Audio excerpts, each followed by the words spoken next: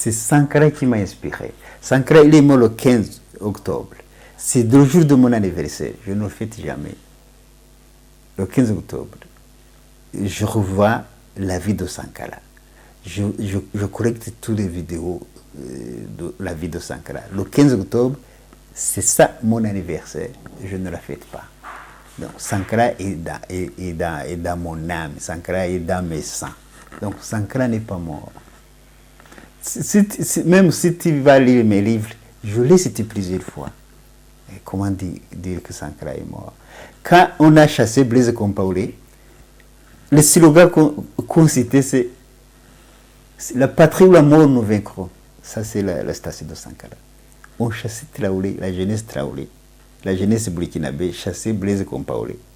On disait la patrie ou la mort nous vaincront. Écoute, même aujourd'hui, Ibrahim Traoré, dans tous ses discours, il dit la patrie ou la mort nous vaincront. C'est ça. Donc, les héros ne meurent pas. On a chassé Kadhafi, on a tué Kadhafi, c'était légal et légitime, on a détruit le pays. On a tué Sankara, le gouvernement de l'assassin, Blaise Compaoré, il a été reconnu après 3 jours seulement.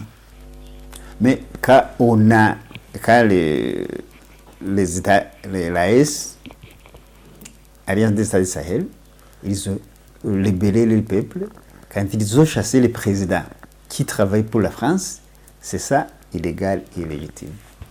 Si on a chassé Bazoum, qui était le garçon de course et l'employé, c'était illégal et illégitime. Donc l'Afrique devait profiter de cet équilibre pour se libérer de l'Europe, pour se libérer de l'Occident. Parce qu'avec l'Occident, l'Afrique n'avera nulle part. Ça, je vous garantis, avec l'Occident, l'Afrique ne se libérera jamais. Il faut abandonner, il faut couper le cordon ombilical. Là, ces gens-là, l'Occident pense qu'il nous a fait, donc il nous a nourris, c'est ce qu'ils pensent. Et les Africains aussi le pensent. Il nous a nourris, il nous a créés, il nous a fait des hommes, il nous a donné à habiller, il nous a enseigné. Bon, je dirais aux Français, merci de tout ce que vous avez fait. Vous avez fait assez de mal, vous avez étouffé nos pays, il est temps, il faut nous donner la paix.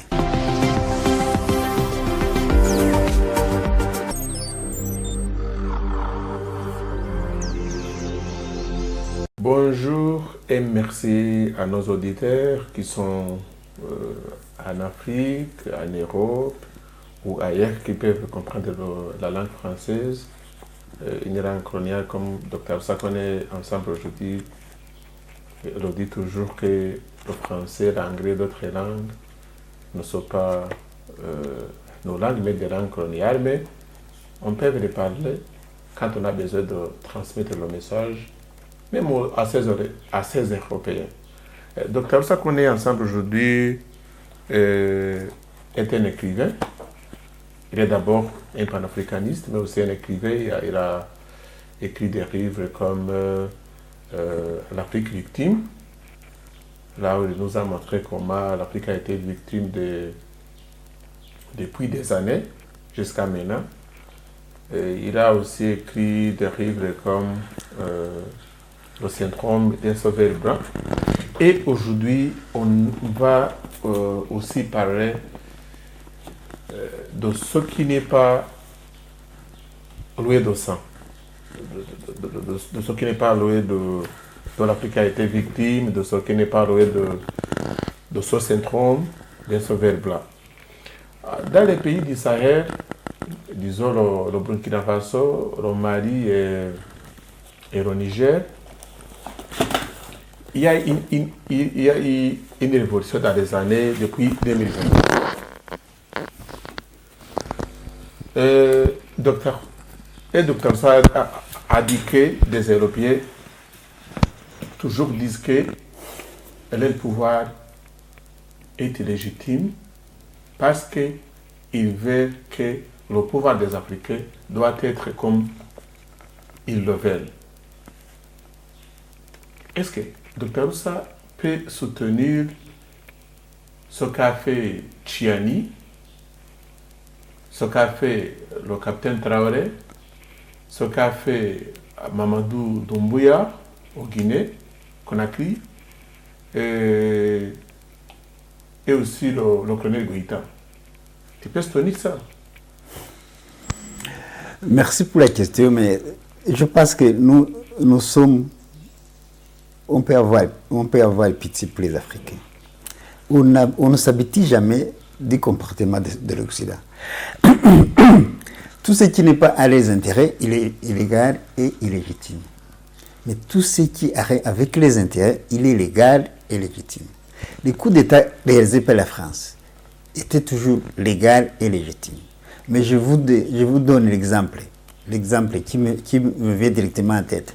Quand on a chassé Bokassa au pouvoir, on l'avait mis au pouvoir, on l'a chassé quand on a voulu.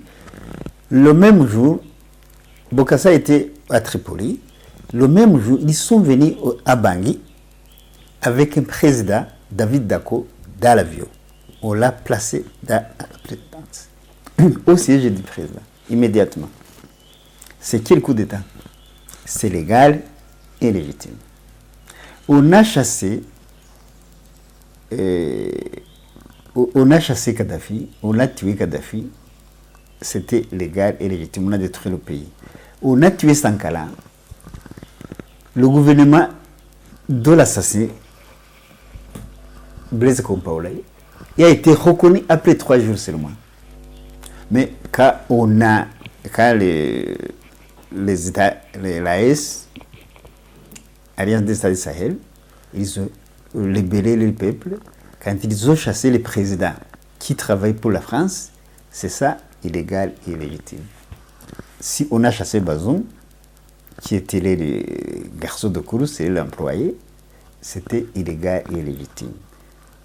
C'est ça. Quand on a chassé Damiba, qui travaillait pour Macron, c'était illégal et illégitime. Les Africains, il est temps que nous débarrassions de cette habitude. La France, donc l'Occident n'a pas le droit de nous dicter ce que nous devons faire.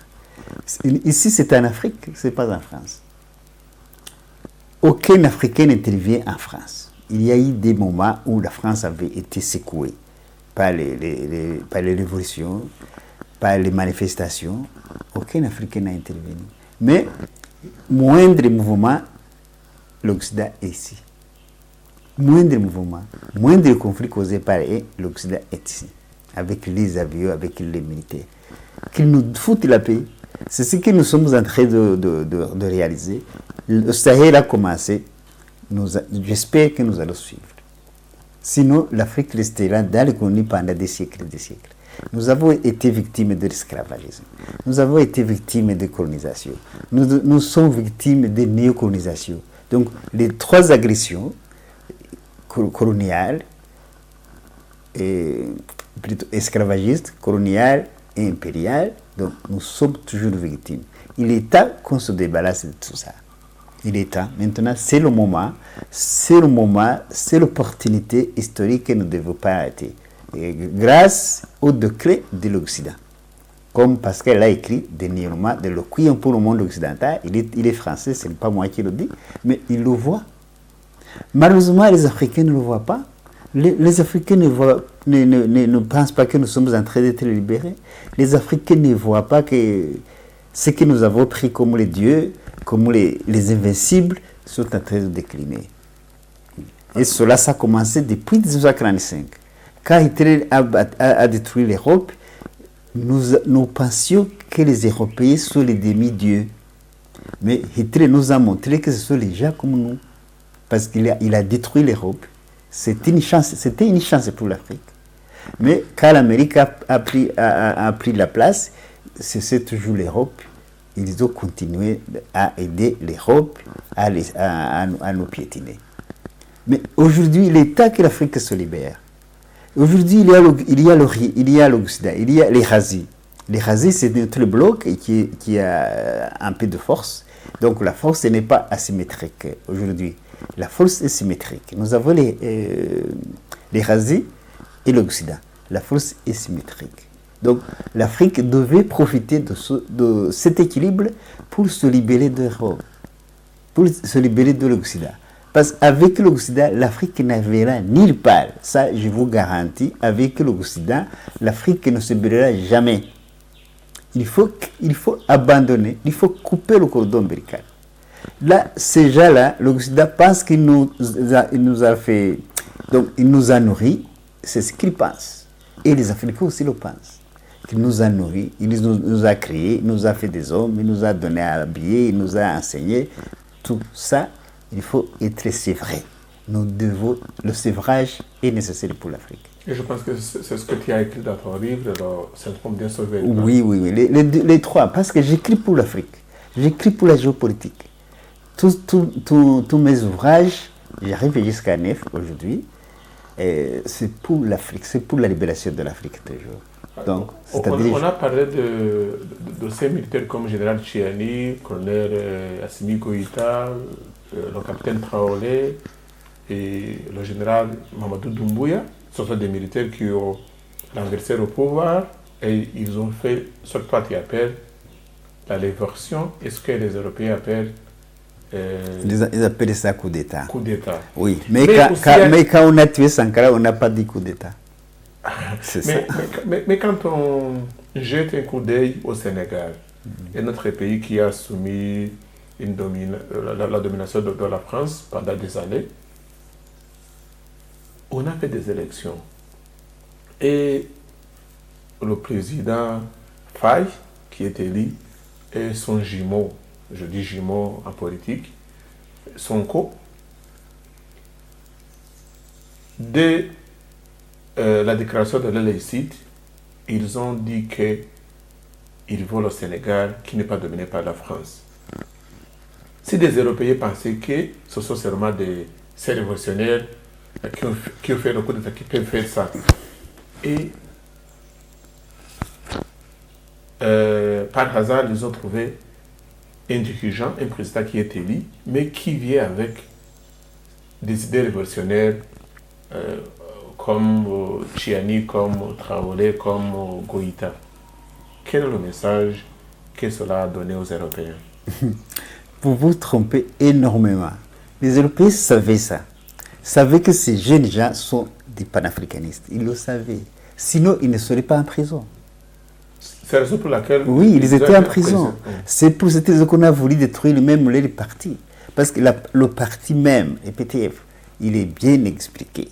Il est bien détaillé. Il est panafricaniste. C'est un parti africain, ce n'est pas seulement sénégalais. C'est un parti africain, en plus avec l'éthique. L'éthique. Parce que l'Afrique, avec le capitalisme, on veut que l'éthique n'existe pas. Chez eux, il n'existe pas. Aujourd'hui, on a légalisé la zoophilie. Donc, si tu veux te marier avec un chien, on te bénit. L'Allemagne a légalisé quelques mois avant ce qu'on appelle inceste. Si tu veux te marier avec ta maman, on te bénit. Si tu veux te marier avec ta fille, on te marie. L'inceste. C'est ça. L'Occident, avec le capitalisme, il manque d'éthique. C'est ce qu'on veut introduire en Afrique. Il faut échapper. Il faut fuir. Parce que les Khazis aussi, les Khazis, quand on dit que Poutine est comme Hitler, c'est pour cette raison. Parce qu'ils ne voulaient pas l'homosexualité en Khazi. L'Occident, quand il ne veut pas l'homosexualité, tu es à éliminer. Tu es comme Hitler. C'est ça qu'on voulait entrer en Afrique. Cette émission a été préparée aujourd'hui pour qu'on donne nos messages aux différents Africains. On va commencer par le peuple. Qu'est-ce que tu peux dire au peuple sénégalais, au peuple malien, au peuple burkinabé, au peuple de Guinée, si cette population peut nous suivre maintenant? Quel est le message que tu peux donner à elle? Là, il n'y a pas de message à donner. Ce que je peux donner, c'est pour les féliciter. Ce ne sont pas l'Europe occidentale qu'il faut enseigner.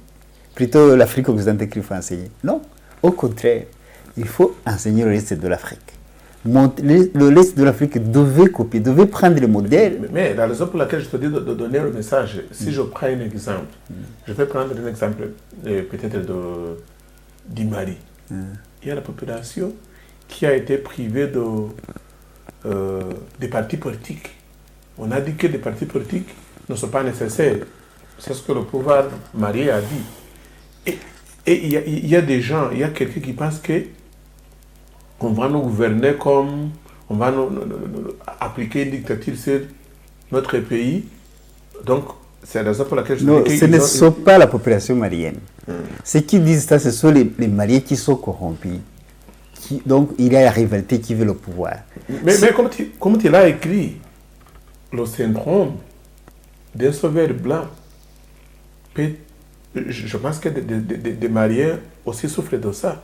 Oui, alors, ce syndrome peut leur faire penser que le pouvoir malien aujourd'hui n'est pas révolutionnaire et n'est pas bon pour leur futur. Non, ce qui m'intéresse, c'est que la plupart des Maliens, ils sont pour les présidents. Sauf quelques chefs de partis qui ont envie d'arriver au pouvoir, peut-être pour nouer des nouveaux relations avec l'Occident, donc qui sont corrompus. Mais la plupart des Maliens, ils sont pour les présidents. Par exemple, je ne sais pas si tu as suivi la vidéo de Nathalie Yam. Il a tout expliqué. Ils sont très contents de l'élire président. Les partis, ils savent qu'on a eu ces partis depuis 64 ans. Le Mali n'a jamais été dans la situation où il est aujourd'hui. Le Mali n'a jamais été sécurisé. Le Mali n'a jamais été riche. La population, je dis, on a enrichi la France seulement. Aujourd'hui, il n'y a pas de Maliens qui souhaitent les partis, sauf les dirigeants des partis qui ont besoin d'aller au pouvoir. C'est tout.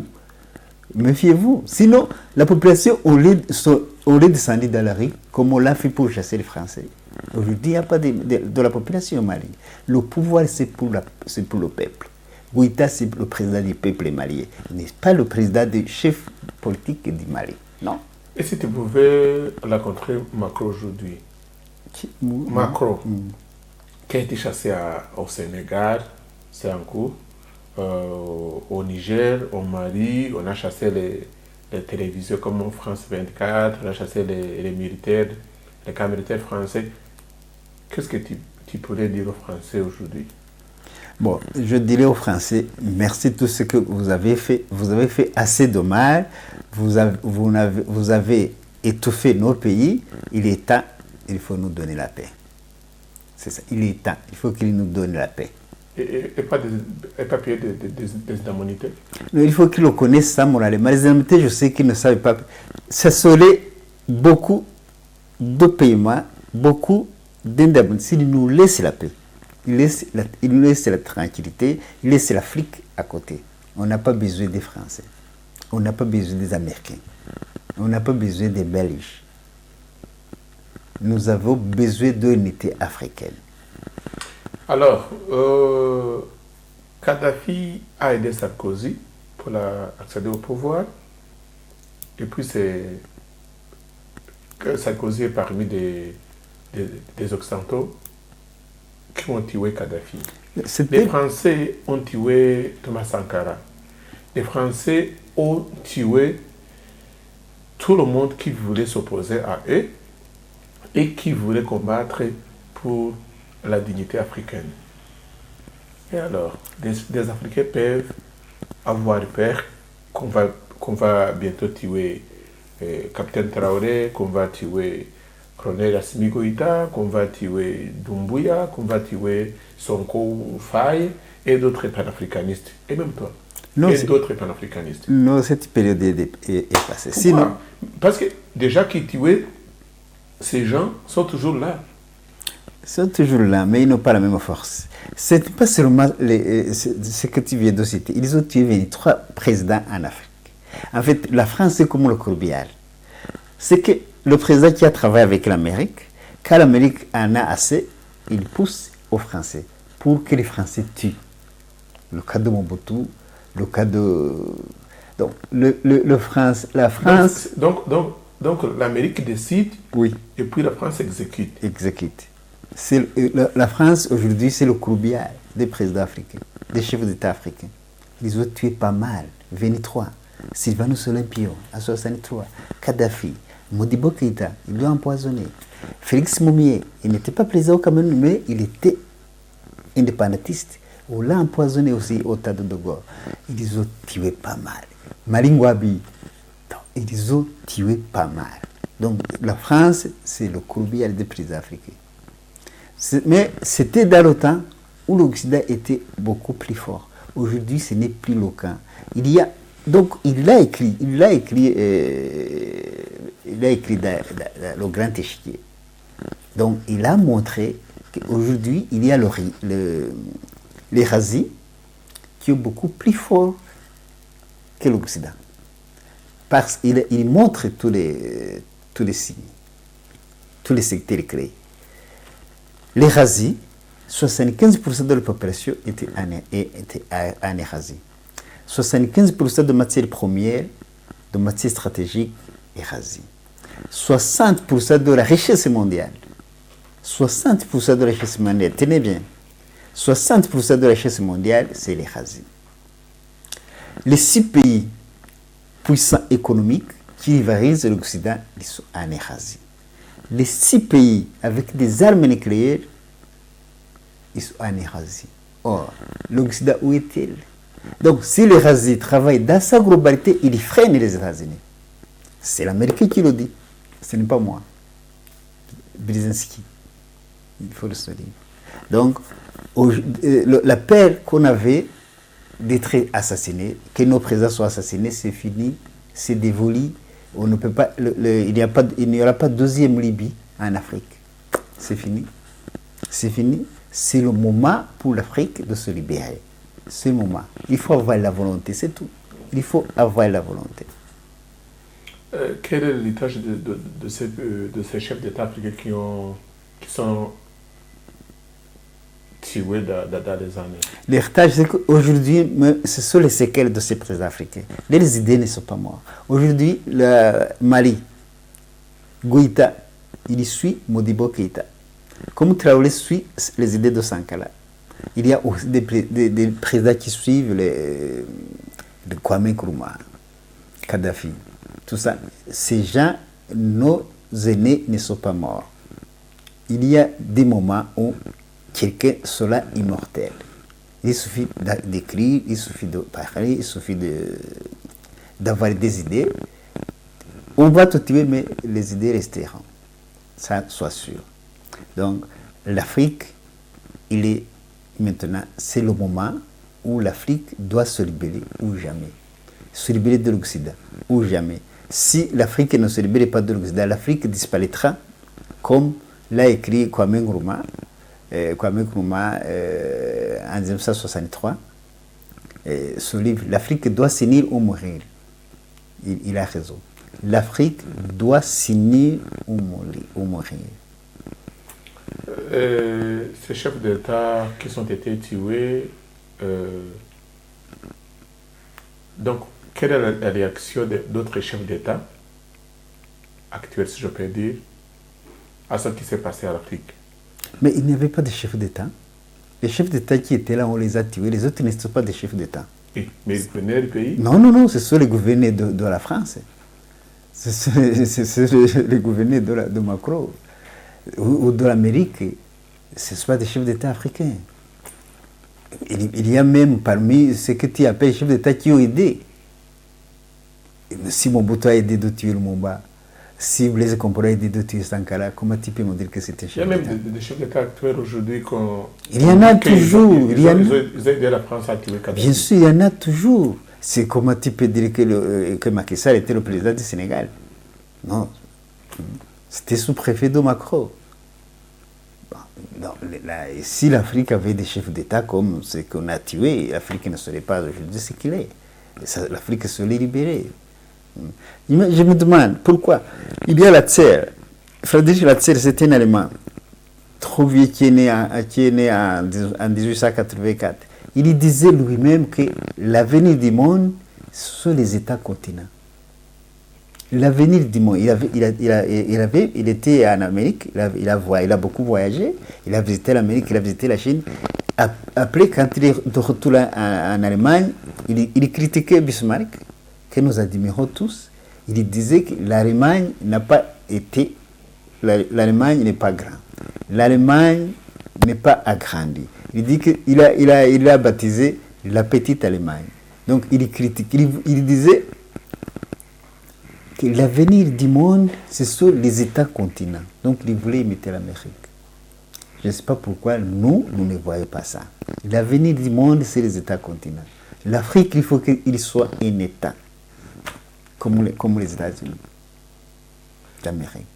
Le Sénégal, tu vois, au Sénégal, avant que le président Faye soit élu, il a été emprisonné, son premier ministre, Sonko, était aussi en prison, mais c'est particulier pour lui parce qu'on l'avait aussi privé, on l'a accusé de crimes qui ne pouvaient pas...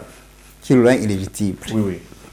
Et pour le moment, il est le Premier ministre. Oui, c'était un duo, c'est comme président. Le Sénégal, donc, on peut dire qu'il a le pays qu'il avait privé de diriger, c'est le même pays qui a donné son droit.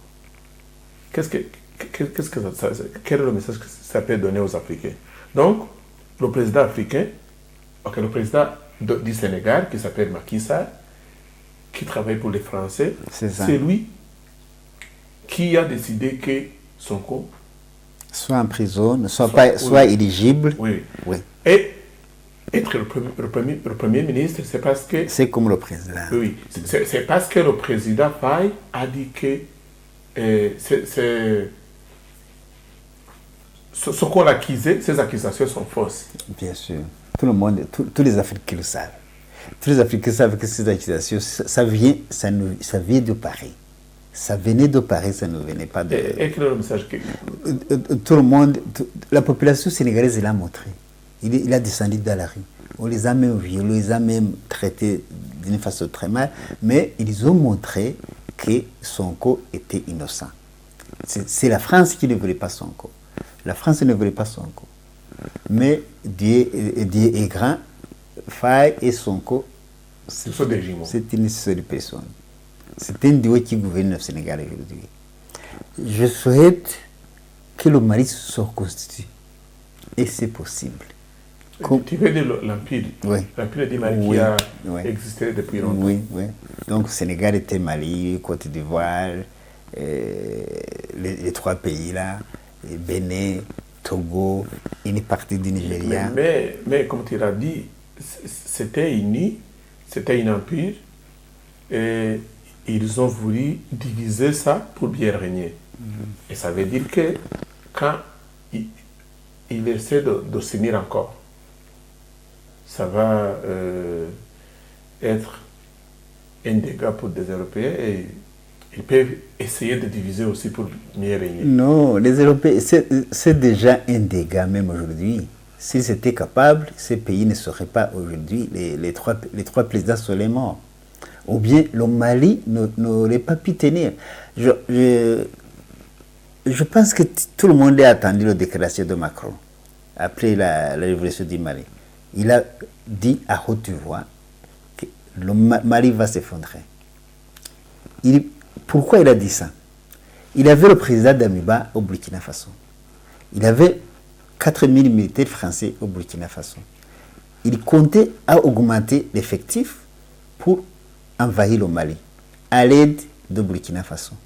Et puis, Dieu merci, Ibrahim Traoré a chassé Damiba. Donc, le projet de Macron est tombé dans l'eau. Il restait l'espoir du Niger avec Bazoum.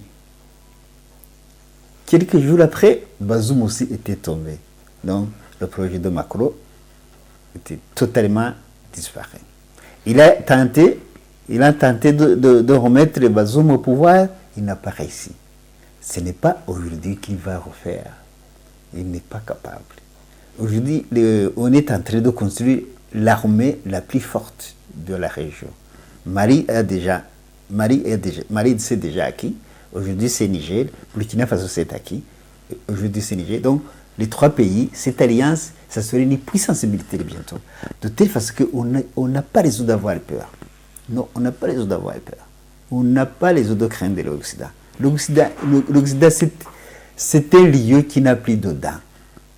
C'est un petit grand papier pour l'Afrique.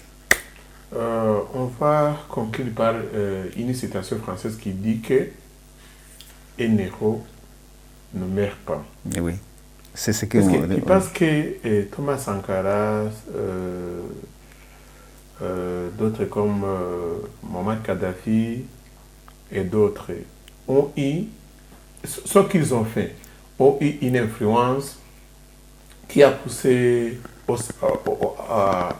ces révolutionnaires de faire ce qu'ils font, ce qu'ils ont fait. Écoute, Sankara, regarde sur mon écran, c'est toujours Sankara. Oui. C'est Sankara qui m'a inspiré d'être écrivain.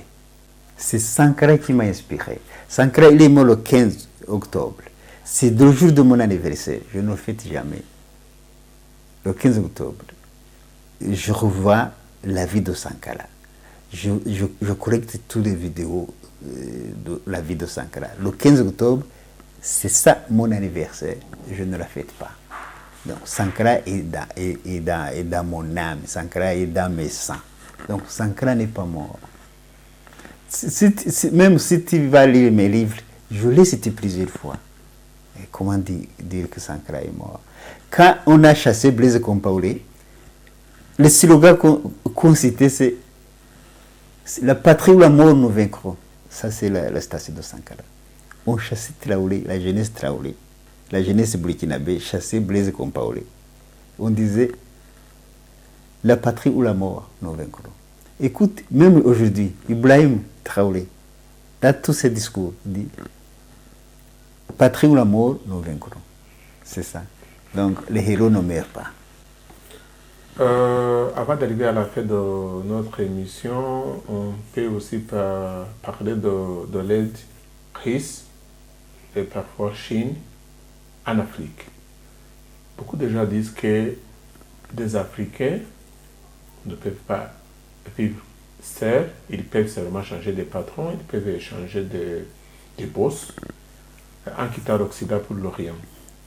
Ceux qui disent ça, ils n'ont pas fait d'analyse. Parce qu'ils ont l'habitude, ils sont habitués à être sous les mains de quelqu'un. Ils pensent qu'ils changent de main. Ce n'est pas vrai parce que quand tu dis aide, Russie, Chine, ces pays ne donnent pas d'aide. Ils ne donnent jamais des aides. Ils peuvent faire un geste en imitant l'Occident pour pouvoir montrer aux Africains qu'ils ne sont pas si mauvais, mais ils ne donnent jamais des aides. Il y a des coopérations. On paye, on achète. Les aides, c'est une arme terrible qui a handicapé l'Afrique. Plus que toutes ces guerres, je préfère les sanctions aux aides. Les razzies ne donnent pas des aides. L'Afrique n'a pas besoin d'aide. L'Afrique a tout. C'est l'Afrique qui aide l'Occident. C'est l'Afrique qui a aidé l'Europe. C'est l'Afrique qui aide l'Europe. Aujourd'hui, si on chasse la France, c'est la France qui souffre. Alors, comment, si quelqu'un te dit ne m'aide plus, et tu souffles? C'est ça. Qui aide qui? C'est ce qui s'est passé au Maroc. Le Maroc a eu des catastrophes naturelles. Et puis, la France a voulu les aider. Et le Maroc a dit qu'il n'avait pas besoin. Et la France a été très fâchée. Ce n'est pas seulement le Maroc. Rappelez-vous, au Burkina Faso, Macron, il disait, sur la télévision, il dit, nous envoyons 2 millions d'euros chaque mois au Burkina Faso. Le ministre des Affaires étrangères burkinabé, il a répondu, Monsieur le Président, nous t'épargnons de ces millions d'euros. N'envoyez plus 1 centime d'euros au Burkina Faso. On en a plus besoin. Mais on en a plus besoin. Mais nous ne voulons pas l'opération Sable. Donc les 4000 militaires, emportez-les. On n'a pas besoin de votre aide. Mais Macron a souffert. Alors, qui aide qui? C'est l'Afrique qui aide l'Occident. Si les Occidentaux sont en Afrique, ce n'est pas par nos beaux yeux. C'est pour leurs intérêts. Donc, toi aussi, tu décris des aides comme un cadeau empoisonné? Bien sûr. C'est plus que ça. Au moins un cadeau, ça te, on t'y met immédiatement. Là, tu mets lentement. Et de génération en génération. C'est plus qu'un poison. Est-ce que des Africains ne savent pas ça? Non, comment tu peux le savoir? On a handicapé nos psychologies, on nous a handicapés, donc nous sommes traumatisés de telle façon que nous sommes tous des malades psychiatriques. Quand tu as souffert de l'esclavagisme, de la colonisation, ton imagination est limitée. Et ça va de génération en génération. Donc, c'est par chance qu'il y a des générations qui peuvent détecter ça. Parce qu'il suffit de le savoir. Quand tu arrives à le savoir, la maladie disparaît. Le Sahel a su ça. C'est pour cette raison qu'ils sont en train de se révolter. C'est comme l'esclavagisme. On a eu 4 siècles d'esclavagisme. Mais après, il y a eu des générations qui ont remarqué que la vie, ce n'est pas une vie comme les autres. C'est comme ça qu'il y a eu des résistances, qu'il y a eu des fuites, les marauds. On a amené le monde à penser que tout ce qu'on faisait, c'est pas juste, c'était illégal. Retrouvons sur ton livre, le syndrome d'un sauveur blanc. Nous savons tous que chaque jour, j'allais dire chaque année, mais chaque jour, il y a des Africains qui meurent essayant de traverser le monde pour aller en Europe. Donc, les Africains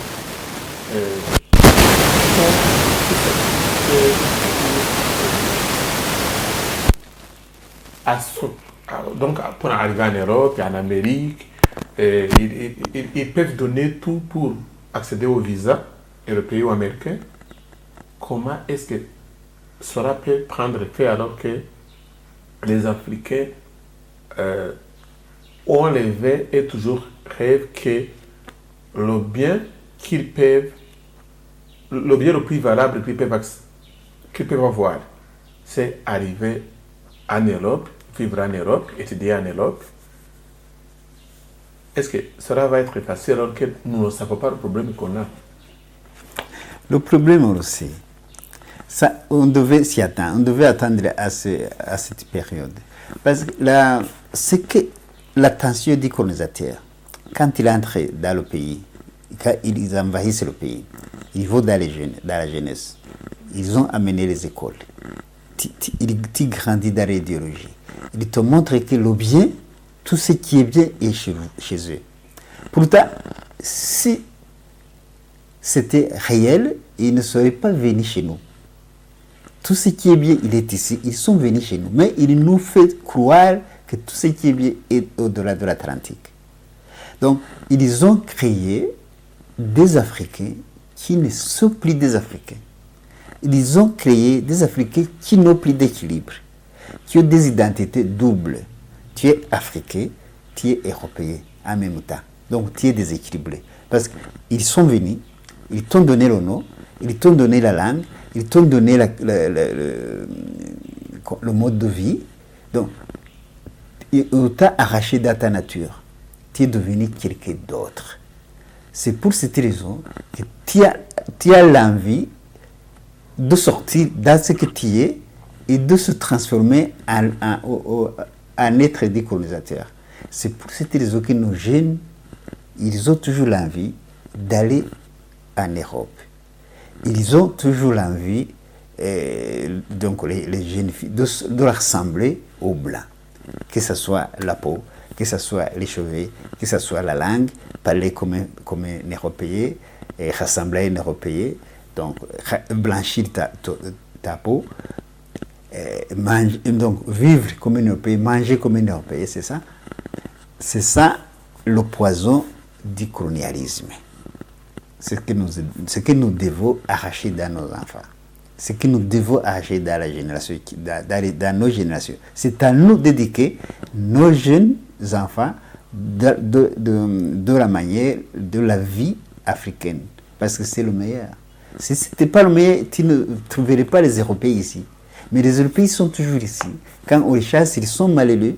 Nous, nos enfants, quand on les empêche d'entrer chez eux, ils sont aussi malheureux. Mais ils sont venus ici, ils ont tout emporté. Pas tout, nous en avons encore. Ils ne veulent pas que nous entrions chez eux. C'est ça. Merci, je pense que ça a été compréhensible, mais aussi il y a des gens qui peuvent nous donner des commentaires à propos de ce qu'on a parlé.